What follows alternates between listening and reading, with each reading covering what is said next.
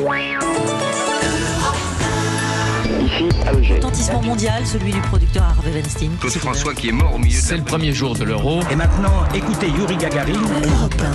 C'est le moment de plonger dans les archives d'Europe 1. Bonjour Laure d'Autriche. Bonjour Dimitri, bonjour à tous. Alors Europe 1 vous propose à partir d'aujourd'hui un podcast disponible sur les plateformes d'écoute. Ici, Alger, Europe numéro 1. C'est écrit par Pauline Jacot et Sébastien Guidis.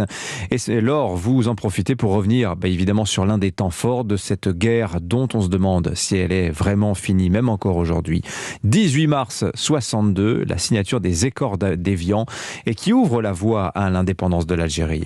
Oui, les accords d'Évian mettent fin à l'affrontement entre les forces françaises et le mouvement nationaliste algérien. Le soir du 18 mars 62, le général de Gaulle s'adresse aux Français depuis le palais de l'Élysée. La perspective qui s'ouvre sur l'avènement d'une Algérie indépendante, coopérant étroitement avec nous, satisfont la raison de la France. Les accords d'Évian mettent fin à 8 ans de guerre. Ils incluent une aide économique à l'Algérie, une sauvegarde des intérêts français dans le Sahara. Le cessez-le-feu doit avoir lieu le lendemain, 19 mars, mais les violences continuent entre des membres de l'armée française et des Algériens. On est dans une poudrière, raconte alors le journaliste d'Europe 1 sur place. Les balles ne sont pas passées très loin. Ça tire à environ 25 mètres ou 30 mètres sur ma gauche. Encore une rafale ou deux, et le calme revient. C'est ça, Alger.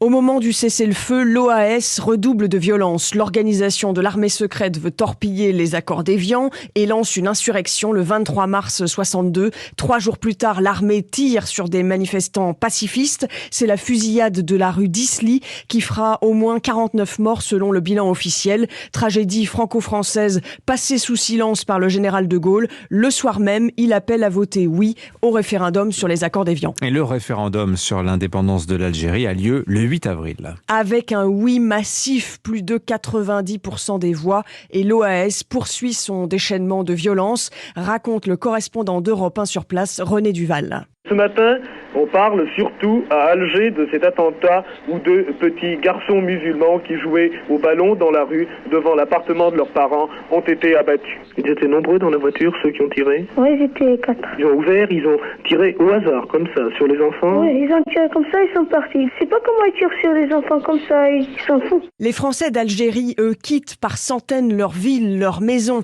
Ils partent en métropole où souvent personne ne les attend et témoignent au micro d'Eugène Sacomano. On part comme des réfugiés, 2 valises chacun, chaque bras. C'est honteux même. Pourquoi? On est parqués comme des bêtes. On dit que les gens abandonnent leur voiture près de l'aéroport, c'est vrai? Oui. Ils mettent le feu parce qu'on leur prend leurs autos, alors ils mettent le feu. Et quel est le climat pour les Européens à ce moment à Alger? Désolant, nous abandonnons tout, nous désespérés. En juillet 62, c'est la fin de la guerre, mais d'autres batailles ne tarderont pas à s'ouvrir, comme celle des Harkis, exclus en France, bannis en Algérie. Et en juillet 62, pour la première fois, l'Algérie hisse son drapeau. L'Algérie est indépendante.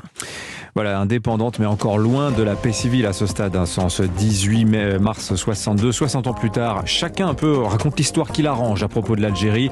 Nous en reparlerons à 8h40 avec le journaliste et réalisateur Daniel Lecomte, l'ancienne secrétaire d'État Jeannette Bougrave, fille de Harki et Philippe Val. Tous les 3 seront en studio et Philippe le sera aussi, mais tout seul dans moins d'1 quart d'heure.